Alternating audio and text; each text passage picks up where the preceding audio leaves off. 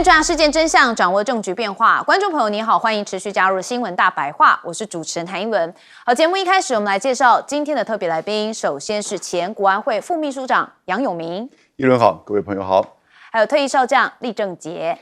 议伦好，各位观众大家好。好，以及国际政治专家方恩格方律。大家好。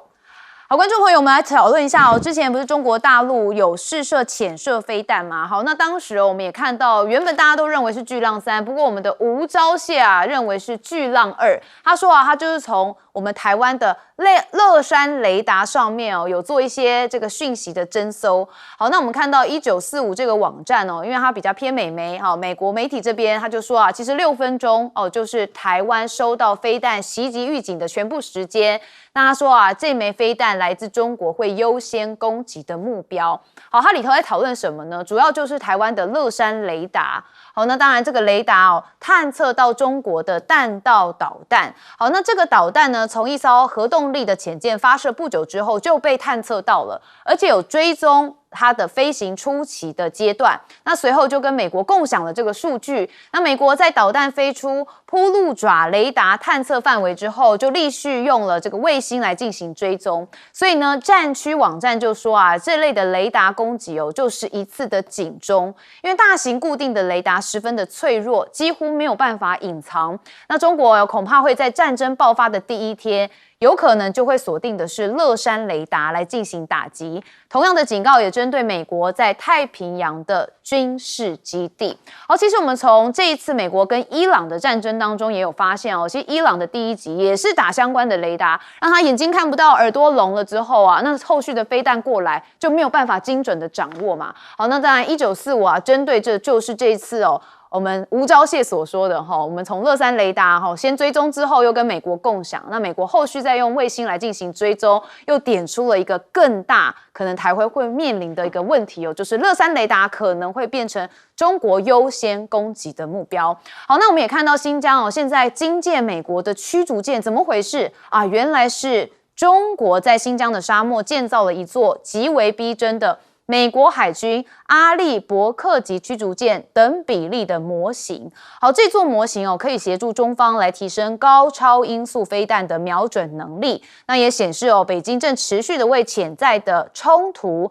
尤其是台海战事来进行周密的准备。好，这是 CNN 的报道。好，那也有说现在中国大陆无人机很厉害嘛，他们现在创造一个小到像蚊子一样说这不是蚊子是间谍因为它微型仿生无人机，它可以50架编队分散式的侦察矩阵。好，我们来看，这是中国国防科技大学研发了一款跟蚊子大小相当的微型无人机。它要做什么呢？就是做秘密监视，还有侦察以及隐秘的军事行动设计。那甚至可以通过3毫米的缝隙渗透进入到敌营军事的基地来内部侦察。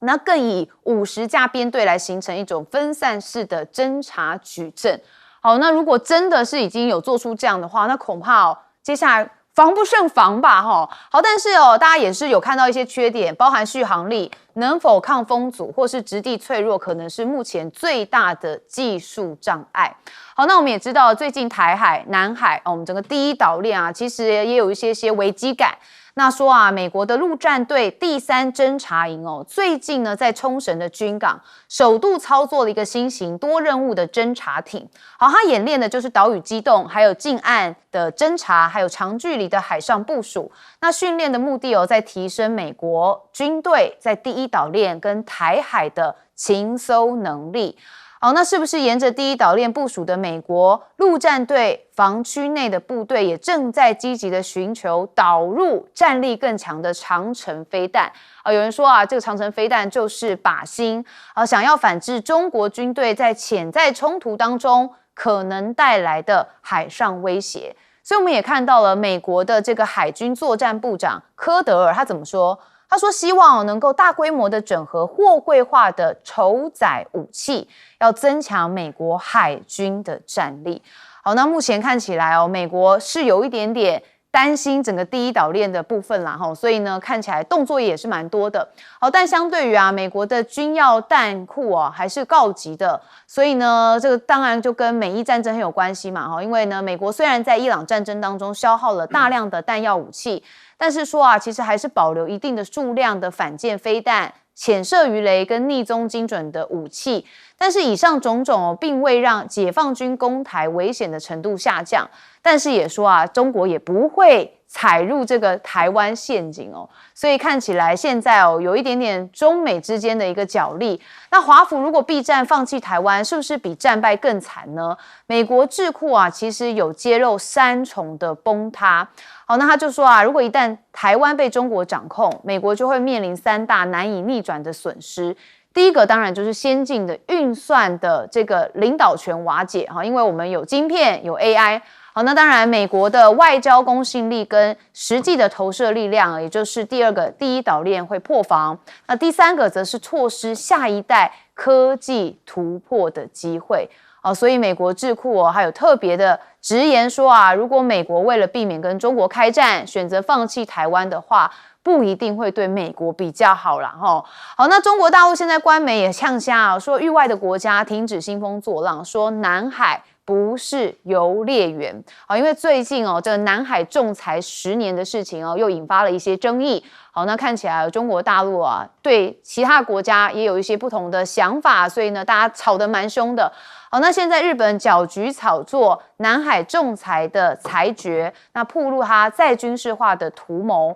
那这是日本外务大臣茂木敏充就南海仲裁案的裁决，指责了中国合法主张，而且高度肯定了菲律宾。好，那这件事情让中国的华东师范大学亚太研究中心的主任陈宏有一些不同的想法。他说日本在这个时间点上跟非美等勾连大肆的炒作了南海议题，就是为了要将日本自卫队的活动范围从东海延伸到南海等行为都是共通的，所以暴露的就是日本再军事化的图谋所以现在看起来整个第一岛链都不平静那包含的就是我们看到的中国大陆试射的潜射飞弹这件事情，看到现在还在发酵因为后续的分析也蛮多的。好，因为有关于这个战情的部分，我们先问将军怎么看？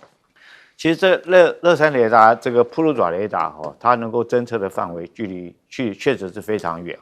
甚至于包括到这个朝鲜他们试射导弹，都我们这边的铺路爪雷达都可以看得到，而且在第一时间就可以掌握到将这个相关的情资分享给友邦的国家那这个乐山雷达站其实我不但去过，当年我不但去过，而且乐山雷达站的反特空计划是我写的当年我还因为后来我发现我们去写那个，因为它上面是空军嘛，空军不会地面作战，知道不会写这个地面作战，所以变成我们陆军要去指导他们，然后我就负责，万一他们被人家特攻的话，我负责上去救他们。后来我发现这难度很高我要求他们说，你们要在这边自己要固守2个小时，我才可以，我的支援部队才可以到得了。对，因为它很远，很远的，在山里面那事实上这不太可能说叫他们只有步枪没有重武器，然后要守住那个堡垒，要守2个小时以上，我觉得是非常难。而且我们是不是能够在山路里面，我们这个支援部队能不能够按时抵达都是很大一个问题。那我讲这个就是说，事实上乐山雷达站是很容易遭受到破坏的，而且一定是敌人在战时的时候，第一件事情就是攻击你这个雷达站这个不是我们自己这样讲，而是从这个美国跟伊朗的这次战争，我们就看得出来，伊朗第一波的攻击打的什么，就是美国的萨德系统的雷达站，不管是打在甚至于在约旦的雷达站在这个沙烏地这个国土里面的雷达站，它都将雷达站打掉。因为雷达站一旦被打掉之后，你眼睛就瞎掉，你看不到敌人的动态，敌人的飞机过来或者是导弹过来，你根本就无从去发现，那你就会缩短你预警时间。你只靠地面上面那些飞弹的雷达，你探测距离可能就没有到1-2千公里那么远，你可能就200-300公里。当敌人这种超音速的飞弹已经接近到你200-300公里，你才发现的时候，你这个应变的时间就来不及。所以乐山雷达站它的优点在什么？它可以增加很多预警的时间。我们知道，我们台湾来讲，这个两岸之间就台湾海峡纵深非常短浅。那如果说是我们不能争取到这个更多的预警时间，其实上是很难有反应的。将军，你像人家觉得只有6分钟哎。对，事实上，如果说万一他如果说被摧毁的话，我们可能连6分钟时间都没有。这次以色列，它不是因为这个在约旦那边萨德系统的雷达被摧毁掉之后，我们看到以色列遭受到伊朗的飞弹攻击来讲的话，它预警时间从开始发布预警时间到真的是发布空袭警报，大概只剩下1-2分钟时间哈，这差别就是这个乐山雷达站功能在这个地方。第二个我讲哈，这个蚊子这种小型的侦察器，其实上是很厉害的。怎么讲呢？我们知道作战讲 C4ISR 哈，所以 C4ISR 什么是这个指挥管制、通讯、情报、资讯、监视、侦察哈。那这个很容易最好做的什么？除了说是它可以做侦察之外，它还可以做监视。监视事实上是对我们军事行动来讲，其实影响是很大，因为它停在那个地方，你不要看它小归小哦，它停在那个地方不动的话，它这个耗电能力是可以停很久时间的。那它一直停在那边看着你，那你根本就不晓得干什么。比如说，我举一个最简单开玩笑讲话的例子了哈。比如说，现在我们这个营区指挥官哈，如果说跟上次的南部8军团某一个上校旅长一样，房间里面给你放一个，你晚上不假离营，我跟你讲哈，你什么时候离开营区的，离开办公室门口，什么时候回来的，那个资讯马上就传出去。如果说你在不假离营，那当然如果说是战车往哪边移动，或者往哪个方向去反击或作战，当你被这个小东西侦测到的话，它将这资讯传回去，就会变成情报，所以对军事行动影响是非常大的。但现在很多武器都是讲究微型化，哈，大的无人机它可以做攻击使用，那这种小的这种微型的侦测器，它可以做监视跟侦察，其实对军事的这种作战的功能都是非常大的。是，有明教授怎么看呢？其实现在整个第一岛链就从日本、台湾到菲律宾，我的感觉已经形成一种叫做代理战争线，也就是你看到这几个国家地区一直延伸到菲律宾，甚至再往东南亚走，在军事上，基本上现在的这几个国家的政府都是在抗中，然后呢，政治上、外交上。两岸关系也是如此，以及在经济上，某种程度其实也是跟中国在进行抗争。那中国大陆也对日本在军事化采取一些出口管制，至少针对军工产业。然后呢，整个社会的氛围，其实这种对于中国大陆的负面的观感、民粹的这些诉求非常强。那其实韩国如果不是尹锡悦自己搞这个戒严他如果尹锡悦还在位的话，韩国也是在这个代理战争线里面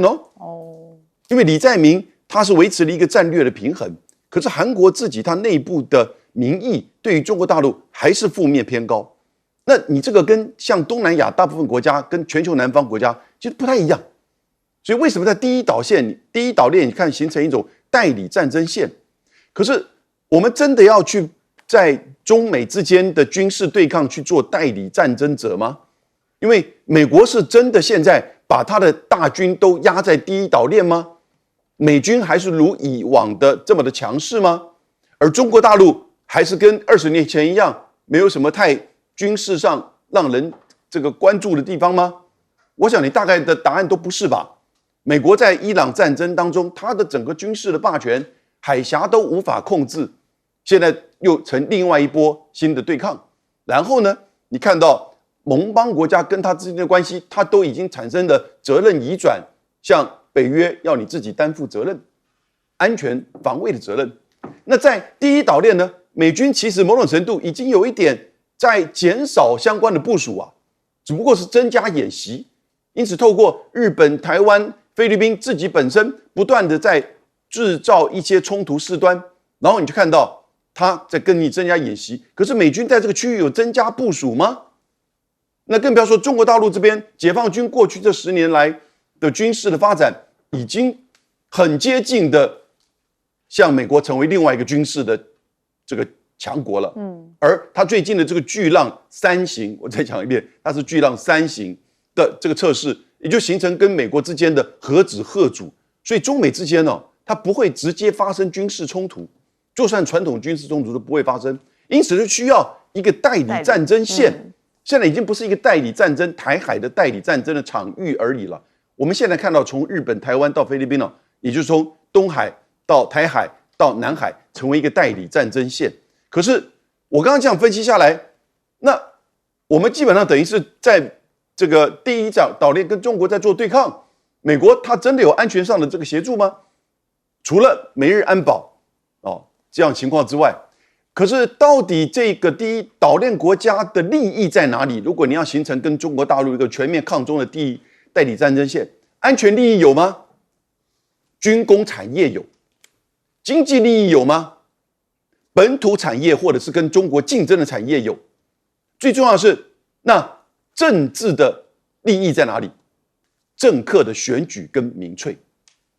所以我们要看这整个大的地缘政治这个变化很奇特的是，美中的军事形成一种核贺主的对峙，然后呢，美国在减少第一岛链的部署，结果第一岛链国家现在自己跳起来变成代理战争线。所以代理战争线今天听到这个名词蛮有这个味道的因为我们每次都讲第一岛链，但现在其实它看起来就是美国跟中国之间的一个中间的这个角色，然后所以呢，尤明教授说是代理战争线，蛮特别的。那方律怎么看呢？有关五角蟹他在 X 火药的发文，我跟大家分享一下。刚刚我们上节目前，今天下午2点55分，他刚刚又发很重要的情资，是什么情资呢？他说他发文写侏罗纪公园演员 Samuel 过世，他会很想念他了。但是这个 information 这个 news 已经是昨天大概24个钟头前已经出来了，所以你看我们台湾这个国安会秘书长他看的东西非常非常广泛，连侏罗纪公园的人离世他都非常在意对，但是他最近除了这个导弹测试之外，也有机制有公布中国船的动作。那他每次公布这个情资，我都会回应说，你没有说你的消息来源是什么？那当然他不一定要说是乐生那边，但是至少我认为他要说是我们台湾政府得到的消息，要不然大家会有质疑，是美国给你吗？美国说你刚刚老师说什么代理了？那是美国给他或日本给他，然后美国是故意通过台湾公布吗？还是台湾自己的 information？ 其实我觉得他应该要分享一下这个 information， 才会有 credibility， 才会有这个可信度。对，尤其是后来就有这个是到底是九浪2或者九浪3的巨浪2或巨浪3，对的，这个争议已经延烧好几天，因为他在第一时间他立刻说是巨浪2，他没有写清楚说 maybe we don't know， 或许是2，或许是3，他没有，他就直接说很肯定，是非常肯定，他的写法是非常肯定。但是说实在，我刚刚要看他上礼拜那个贴文，有订阅是不错了，12万左右，但是转发不多了，不到400有转发，那就显示其实很多人认为他的 information 不值得转发了。好，所以你看方律其实有点质疑，刚刚有明教授老师也是质疑因为我们看到蛮多还是认为是巨浪3好，我们休息一下，马上回来。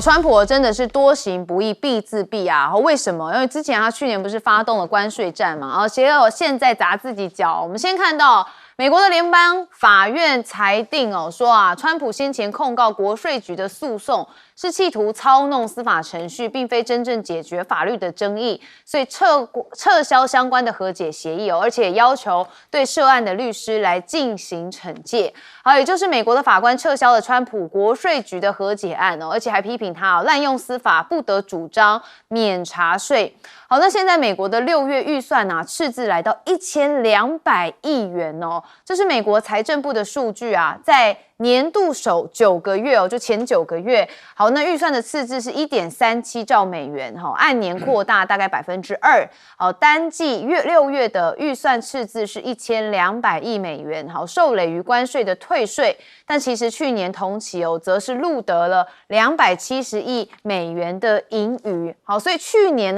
是有盈余的，今年却变成赤字，所以这样一来一回真的差得很大。好，那现在也有《华尔街日报》独家报道说苹果去年成功的避开美国政府对进口半导体课征100%关税的关键就在于它答应让 Intel 来生产 Mac 跟 iPhone 的晶片。这项的交换条件让苹果成功省下数十亿美元的关税成本。好，所以关税不但没有让美国更伟大，反而变得更穷吗？好，那现在欧洲市场也被中企全面占攻。好，我们看到的是德国的这个梅尔茨他就讲说，面对一个人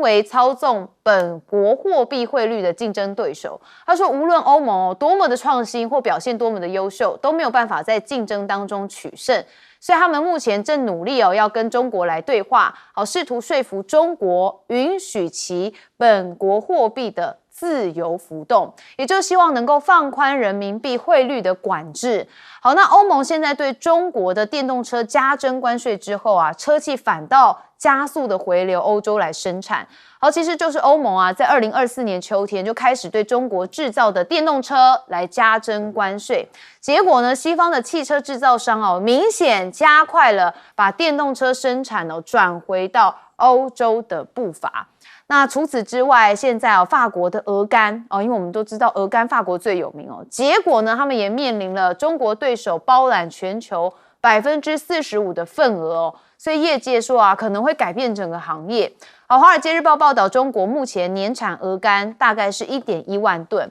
好，中国依靠规格化的养殖来进行成本的优势之后，就打开了市场，所以占全球供应量大概是45%左右，那也成为全球最重要鹅肝的生产国之一所以现在法国也很担心说哇，面对中国鹅肝来势汹汹的话，他们是不是越来越没有竞争的优势了？好，那中国的鹅肝产量恐怕会挑战法国的龙头地位，甚至连鱼子酱跟松露的产业，现在中国也是全面的扩张。那中国最近也在鱼子酱、松露等高端食品的领域上面快速的发展。好，所以国际的贸易中心数据就显示，去年中国企业占全球鱼子酱的出口大概是40%。好，那中国松露的出口量从2022年以来也增长了超过3倍。好，所以呢，为什么？因为呢 CP 值高嘛，所以大家对于 CP 值高的东西当然就要选择。但是过去西方很常把中国制造就是 MIC 以这个低品质来进行联想，但是最近看起来不一样这几年中国是以更具竞争力的品质来打进市场。好，但是西方还是无所不用其极的在去中化，主要你可以看到欧美去中国化的代价有多大呢？好，机构说未来25年必须要投入23兆的美元，那甚至制造业上下通吃，中国大陆遭批挤压全球南方市场。也就是因为最近有一些国际媒体提出说中国挤压的概念，认为中国的制造能力不仅冲击西方国家，还挤压了全球南方国家的工业化发展空间。不过这引来了中国大陆的外交部发言人毛宁的说法，他说中国始终毫无保留的分享经验，也帮助全球南方国家的发展。那看起来西方国家是想要见缝插针来达到一个去中的目的吗？好，有人有这样的质疑。好，我们看到了，我讲到多行不义必自毙。我觉得川普的关税把世界搞得大乱，结果他自己也没尝到什么甜头。好，我们先问永明教授怎么看呢？现在的中国制造，我觉得已经跟我们的台湾制造、日本制造、德国制造，在很多的产业其实是有相当的竞争力的。那你看到它在很多的层面，像是电动车、太阳能板、锂电池，甚至稀土加工、高端的产品，如松茸或者是鹅肝，还有呢就是鱼子酱。日本的松茸现在有很多也是大陆在生产的，它已经具有国际的这个竞争力，而它价格成本又相当的掌控。为什么呢？第一个，整个供应链体系的这个掌控跟完整。第二个呢是它的规模经济，因为中国大陆自己本身的国内市场非常的庞大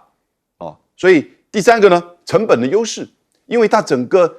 供应链群聚的效益在中国大陆非常的明显，所以它对市场的反应，然后呢成本的掌控都这个效为有效，所以呢它的成本也比较低。那用成本低的时候呢，你在国际的竞争力当然就更强。那当然还有一个技术的追赶，其实也逐渐的跟西方的这些产品开始在做竞争。因此过去大家会觉得，中国制造好像跟我们欧洲制造的东西是在不同层次的这个市场结构，但现在不是了，现在已经要去蚕食掉，甚至要去取代欧洲的这些产品。那你怎么办呢？因此，当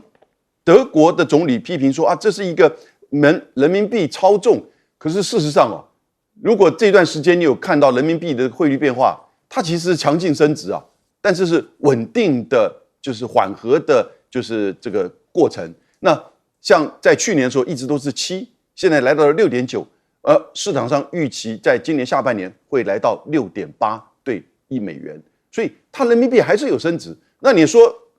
这个操控货币，哪一个国家没有去影响货币的这个汇率呢？所以这其实我觉得倒不是关键，而且汇率倒不是中国的产品的竞争力的最大的关键，而是它本身的品质跟它的整个供应链。那因此你这个时候说叫去中国化，这不可能做得到的，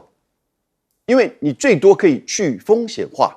也就是说在某一些产品上面，你要避免你的竞争力受到削弱，你当然要强化你自己本身竞争力跟你这个成本的控制。可是也的的确确，中国的产品是来势汹汹。在英国，今年上半年整个电动车的发展中国大陆的小米、吉利等等之类是已经突破，远远超过特斯拉其他的电动车。而在电动车相较于传统的这个燃油车呢，又增加的非常快，尤其因为现在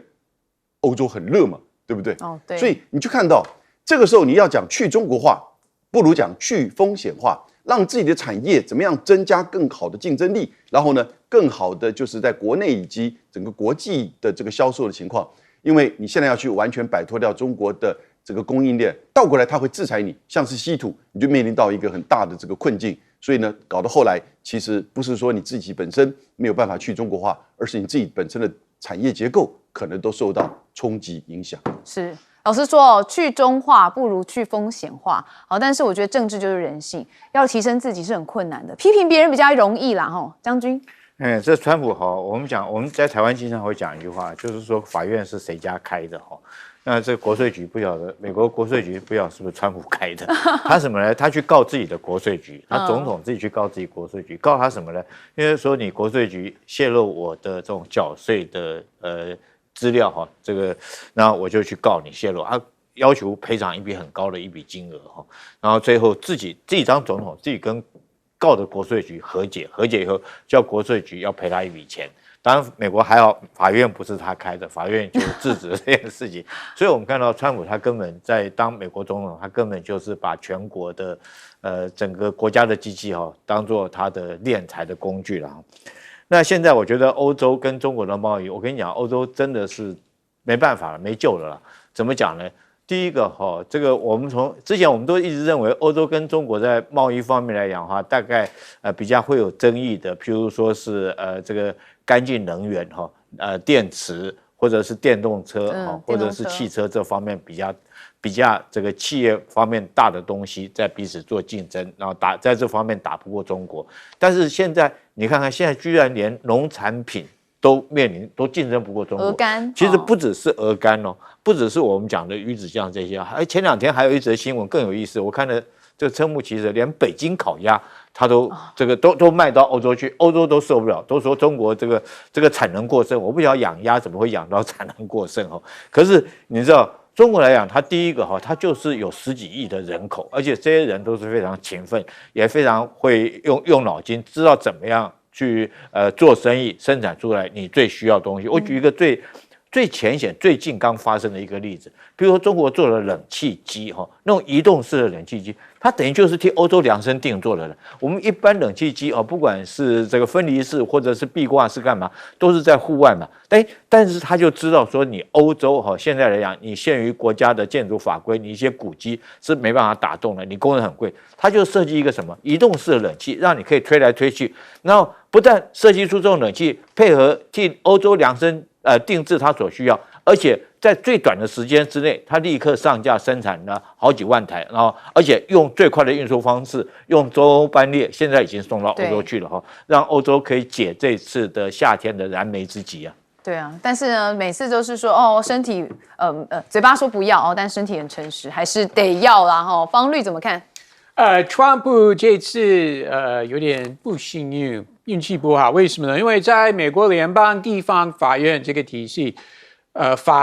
你有一个案子，那法官是抽签而选的，那这个法官他是奥巴马民主党籍总统提名的，那就是左派的法官，所以too bad for Trump， 他这次碰到一个不友善的法官，所以如果他运气比较好的时候，那抽签的时候就会有保守的法官就没事了。那我要看上诉之后会有什么样的结果，因为这个算是台湾叫做一审而已一审对，所以上诉之后。那说不定会有这个反转了，但运气也是实力的一部分啊。但是如果真的到最高法院的话，那应该没事了，因为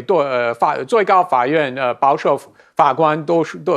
与左派的法官，所以这个案子还没有结束了。那有关中国跟欧洲的这个贸易关系，我相信之后不管是汽车或其他的中国商品，那欧洲会说我们对你不满，那我们再加关税，还是会有类似的动作。但是有几个问题，第一，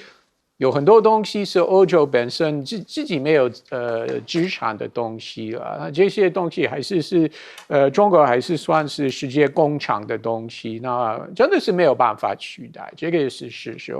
欧洲消费者跟全球都是一样的，都想买便宜的东西。对啊，对。那另外一个问题是，算是欧洲领袖，不管是左派右派，今天谁执政？企业界还是很想在中国赚钱了，所以这些政治人物还是会有企业界的压力，不要惹怒中国，因为他们不管是他们的汽车行业，尤其是 BMW、Mercedes， 过去在中国赚很多钱，金融界或其他的行业都一直想在中国赚钱。那中国也知道，其实他们有一个快速的解决的方法，那是什么呢？突然公布好了，我们卖几架空巴好不好？那如果今天中国说你这样子呢，我们不买空巴，我们去买 Boeing， Trump 也会很高兴。那欧洲政治人物会非常非常紧张了，因为他们知道空巴是在欧洲是非常非常大的，不只是空巴本身，还有整个供应链呢，是很多工作机会，而且是跨国的一个供应链。不只是在法国那边，所以中国有这一牌可以打。对啊，而且中国牌还不少而且看起来这个欧洲还不能没有中国，因为中国市场真的很大。好，我们休息一下，马上回来。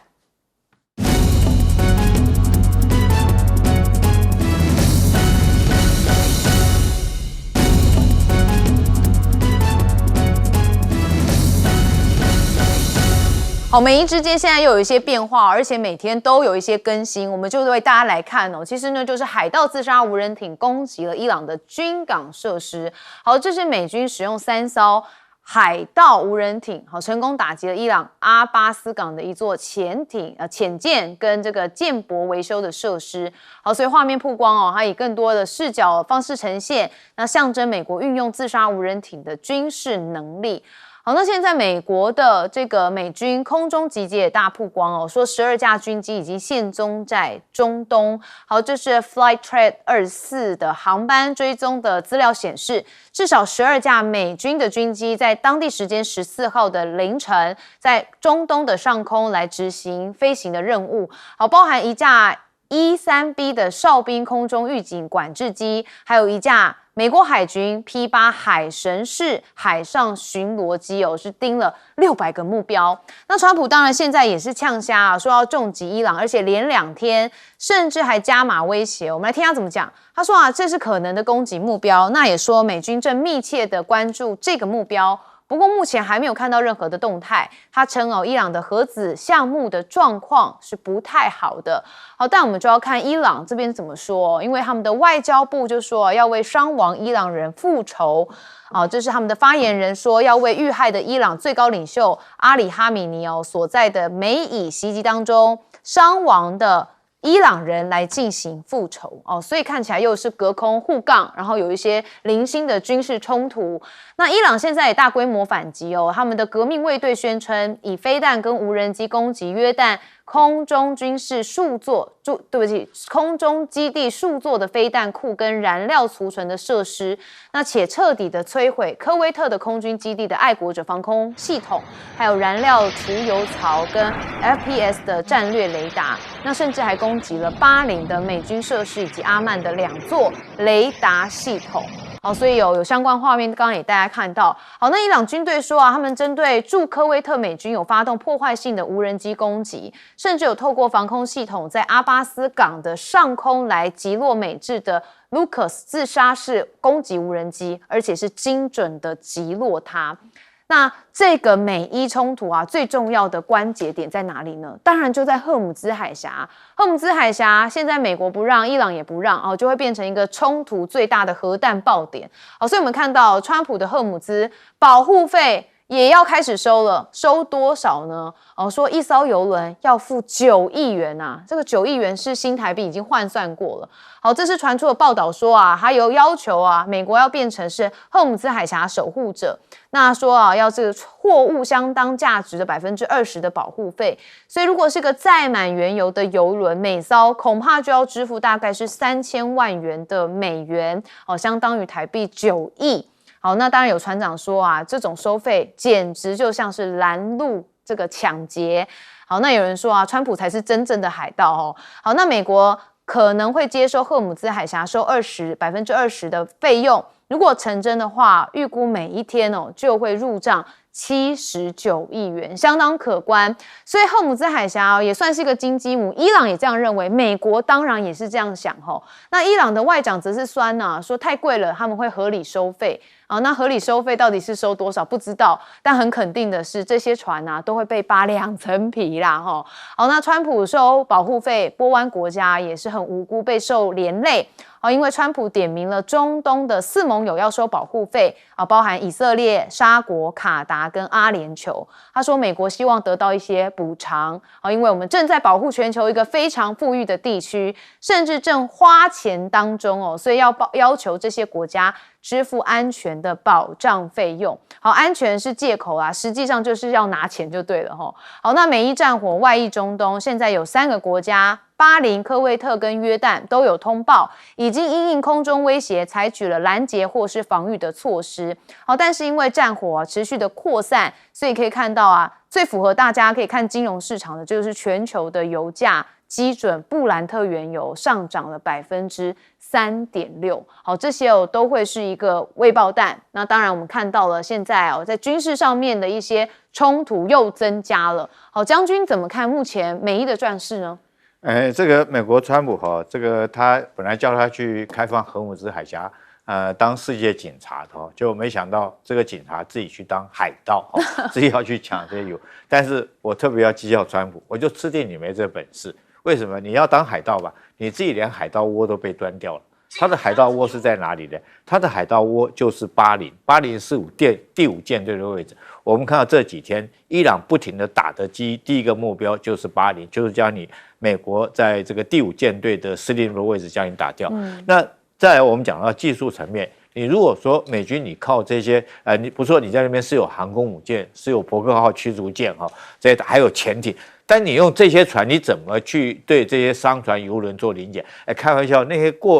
经过荷姆兹海峡，不管是油轮或货轮，每天是这个几百艘在那边过来，那你是一对一去追吗？这个大家不要看那个地图上面一点点，真的阿曼湾这个南北宽度有将近上千公里，这么宽一个海域，你用军舰去追人家货轮，可能可以拦下来1、2艘哈。可是你真的有办法说每一艘船都能够拦得下来吗？但是我们反观伊朗来讲，确实有这个能力，因为它整个荷姆兹海峡，它就有在地的优势，荷姆兹海峡就控制在它手上。那你要走这个南边阿曼湾那边，我就攻击你，那你就必须要走我北边这个，而且它的那个地方有一个岛。叫做有一个哥斯姆岛那另外还有一个叫拉拉克岛。美军原来在地面作战就是要打拉拉克或者哥斯姆，控制荷姆兹海峡。但是川普，你光讲要收费，你第一件事情，你先把哥斯姆岛用地面作战把它拿下来，你再来吹这个牛还来得及那第二个，我们看。其实这次为什么美国跟伊朗又打起来？你知道，任何军事行动后面一定有军事目的的，政治目的的，绝对不是说没有政治目的，军事上面想打就打。伊朗的政治目的是什么呢？就是尔后来讲的话，他要控制整个荷姆兹海峡。荷姆兹海峡，他把它当作他这次跟美国跟伊朗两边的战争之后，他的战利品，所有船只要经过这边都必须要经过他的同意，他就具有这个地方话语权。那你美国这个有任何反对，有任何船只不按照他经过的路线来走的话，他就打你。第二个，我们看到他现在伊朗打的，我觉得打这个目标非常有意思。第一个，我们看到他讲打这个约旦那我们也看到，我们刚刚一开始讲的是说，这个波斯湾上空总共有12架的美国军机。对，你知道这些军机从哪里起飞的吗？就从约旦起飞的约旦起飞，你要这些预警机，因为它第一线包括这个我们讲的美国在中东地区波斯湾沿岸的美军基地，几乎都已经遭受到攻击了嘛，不管是科威特或者是阿曼或这些已经遭到攻击，所以它的这种2线的飞机也就是预警机、侦察机、加油机这些都停在后面这边靠近约旦这个地方。但是人家伊朗就知道你停在那边嘛，所以他这时候在打约旦当你的基地被打掉以后，你连这些这个后勤支援作战的飞机，我看都很难起飞。那我们现在看到，你地面作战你不敢打，根本没有地面作战。然后制空作战，你现在约旦空军基地被打掉，科威特基地被攻击，制海作战，你的这种巴林的海军基地也被打掉那在这种状况，制空制海你都没办法取得有利的态势，地面作战你又不敢展开。我不认为说是川普有这个能力去对通过荷姆兹海峡的船只收过路费。好，所以这个将军不看好20%，他收不到啦永明教授呢怎么看？他收不到。你也觉得收不到？而且我觉得这一次川普再一次的对伊朗展开攻击，他就是再一次的自取其辱。刚才将军已经讲了，在军事层面这也都是真的。那他在昨天致函给美国国会说，我接下来从7月7号已经开始对伊朗进行攻击。所以换言之，依据美国的战争法案，他接下来60天他可以不用国会的授权跟同意之下，他继续的打伊朗。那为什么做这个动作？一方面是满足美国内部的法律跟政治程序，另外一方面就是对伊朗在持续的施压。而他的信件里面，《纽约时报》把它揭露说，我们会采取有限度且适当的攻击。那是什么意思？他不会打全面战，他不会打地面战。如果你不打全面战、地面战，那你跟从2月28号打到现在有什么差别？而你是越打越弱。现在这个战争开打到目前为止，美国的民间评估美国花了1130亿美元，就战争已经花了500亿。那之后的库存以及基地的恢复至少到600亿。所以这样子的情况，你还有这一些足够的爱国者战俘或者是战舰，林肯号都已经离开港口，没有办法靠港208天了，官兵都已经完全没有办法再正常作业了。因此，你现在再用一个极限施压，为什么呢？就是荷姆兹海峡，因为伊朗已经开始在这个6月17号到目前为止的3个礼拜，放了大概30%的船舶的通行量。那可是呢，他是开始成立了管理局，他也划了一个航线，比较靠伊朗这一边。美国这边的要求有一些船商，你不可以走那个，你要走靠阿曼南方的这个水域。就伊朗呢，就在大概7月初的时候，攻击了3艘然后当然不是非常严重的，可是美国呢，就从7月3号开始连续3波就开始在攻击伊朗，那伊朗当然就还击。伊朗今天更在国会也通过了一个叫做赫姆兹海峡战略法案，也就是说，他觉得赫姆兹海峡已经就变成是在法律上要由伊朗来去做控制的。那这种控制，它也只不过是做航线，要求一些服务费。但是呢，当然美国都了解到，一旦这个赫姆兹海峡不是美国掌控，而伊朗能够有影响的话，那整个海湾地区的国家美军的基地还要搞什么啊？大家也不跟你美国这个维持安全联盟了。而且伊朗在真的跟你讨论那个协议之后，它就变成中东的大国了。那当然对以色列的安全的影响也会产生冲击。所以对美国而言呢，这不可能让的。为什么？海峡怎么可以让？这牵扯到能源、经济跟地缘政治的秩序。还有呢，伊朗这种世仇，就我跟他打一仗，他现在反而变成地区的这个大国，那不能接受。那当然，以色列的安全也是美国政治人物的考量。所以我是觉得现在的关键就是在赫姆兹海峡的这个掌控。可是呢，目前是没有船舰通过，所以谁都收不到费。但是呢，这个能够持续多久？因为还是会对国际能源跟经济产生冲击的啊。我们今天台湾的股市就受了影响，对不对？所以呢，大概接下来这1个礼拜不到2个礼拜会是个关键。那可是呢，接下来我觉得一定你要让2成3成的这个通行量要持续，否则的话呢，国际社会还是会受不了的。对，而且那受不了，大家就不知道怎么办。尤其我觉得川普自己也不知道到底怎么下台了哈。我的下台是指说怎么样结束这场战争。好，方律怎么看？我跟杨老师的看法有点不一样，因为我觉得国际社会虽然不希望这个战争又重开了，也不希望和穆海峡被关闭或付费，不管付给伊朗或付给美国，这个也不是周边国家或国际社会想要的下一步。但是我还是认为国际社会是站在美国那边，没有站在伊朗那边，因为他们知道麻烦制造者还是伊朗，不是美国了。为什么？怎么说？为什么最近几天美国有这个必要再次轰炸伊朗？因为伊朗是攻击货运船的，所以这个问题是在伊朗的手上。其实这次我觉得是不能责怪川普，战争开始你可以说是川普发动的，但是为什么上礼拜这个停火协定60天突然是破裂？那我觉得错是在伊朗，不是在美国。加上伊朗他们报复的行为真的有过度，开始报复往左边的国家了。那左边的国家也受不了，所以虽然他们还是不敢明确公开表达美国是错的，他们也不会明确表达伊朗是错。但是背后我还是认为周边国家还有国际社会是认为 troublemaker 麻烦制造者是伊朗，不是川普总统。所以方律的想法跟永明教授的想法不太一样。好，但是我们要讨论到的是说，因为刚刚讲到嘛，如果这持续封锁没有维持到3成的出运量的话，可能接下来全球经济啊，可能还是会产生一些问题。那现在方律你怎么看？到底美国对这场战事的掌握程度是如何？这个是一个大的问号，因为川普现在因为已经是7月中，现在最担心的是选情了。那不光是他有在 care 吗？他现在是开始 care， 当然是要 care。那选举办完选举之后，他可能不会，到时候是不会那么在乎。但是从这个时候到11月初，他当然要担心，因为会有共和党议员的压力啊，会影响到他们选情。所以，但是他现在一直打这样子，不是会对他的选举就造成影响吗？